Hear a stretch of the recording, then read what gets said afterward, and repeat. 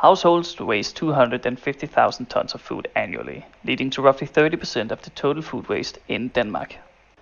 Families with children waste the most in this sector, due to a lack of overview and kids' changing appetites. In an interview with 1,047 families, 52% of them said they often end up throwing out food from their children's plates. Because of this, it was decided to focus on children. Edutainment apps are shown to be effective at educating children through play and entertainment. Avatars can further help this with their ability to communicate with children and explaining complex concepts in a way that is easily understood. These findings lead to the following research question. How does implementing an avatar in an entertainment application about food waste affect the usability when evaluating with children in the age group of 6 to 12? From this research question, a null hypothesis was made, namely, implementing an avatar in a mobile application does not result in higher usability. Based on the knowledge obtained during the background research, the group started the design process using the sketching method 10+10. After going through 3 iterations of the 10+10, the group ended up with the lo-fi design as can be seen here. This was used as a starting point for the Mid-Fi prototype, which was made using the collaborative interface design tool Figma.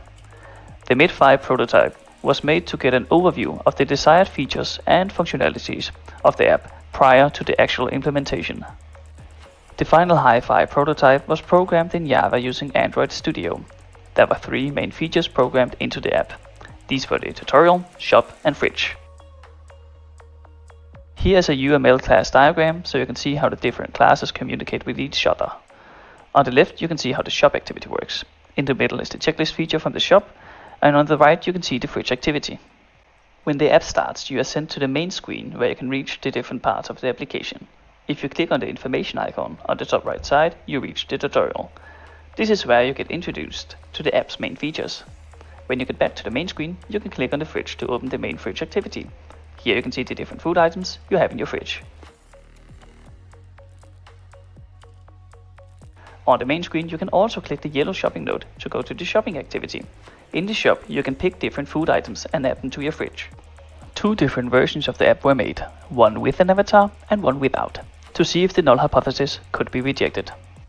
To test the 2 versions of the app, an evaluation plan was developed. It consisted of 1. A pre-interview, 2. An A/B test of the application with the following SAS questionnaire, and 3. A post-semi-structured interview.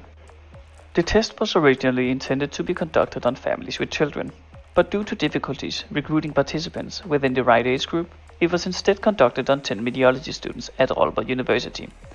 Later on, 2 families with children also tested the 2 applications, but with an adjusted version of the evaluation process. From collecting qualitative data through the interview with students, we learned that the majority of the participants preferred the version with the avatar due to the voiceover in the tutorial. By utilizing the quantitative SAS data, a p-value of 0.025 was calculated using RStudio, resulting in the group being able to reject the null hypothesis. Furthermore, a Violin plot along with a box plot was made to visualize the data. The results from the test on families with children were processed as well, repeating the same procedure. These findings align with the results from earlier. By utilizing the SAS and interview data, it can be argued that the version with an avatar has both higher usability and entertainment value. The compounding factors are, however, important to consider, since the sample size and demographic group was small and different than first intended, making the results inconclusive. The voiceover was the most praised feature of the app, which was an unexpected discovery. The animations were also considered entertaining, but lacking in longevity. During the study, it was found that students still liked the app, even though it was designed for children. This could be because the functionality of the app gives the students an overview of what they have in the fridge, and thereby reducing food waste. In conclusion, the results favored the version with an avatar. Furthermore, it is worth mentioning the unexpected discovery of the voiceover's popularity. From the study, the group was able to reject the null hypothesis, and thereby confirm that an avatar indeed did have an influence on usability of our sample group. Further studies with a larger and more accurate demographic group are required to generalize the rejection of the null hypothesis.